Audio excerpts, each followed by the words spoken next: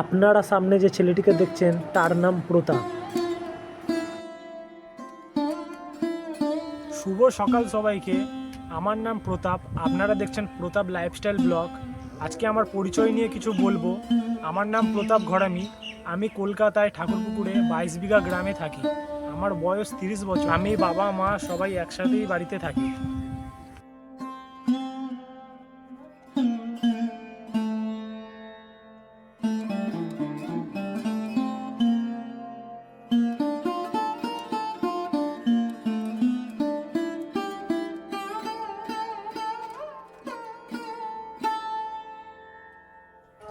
গত 8 মাস আগে আমার ব্রেন স্ট্রোক হয়ে আমি বিছানায় পড়ে যাই।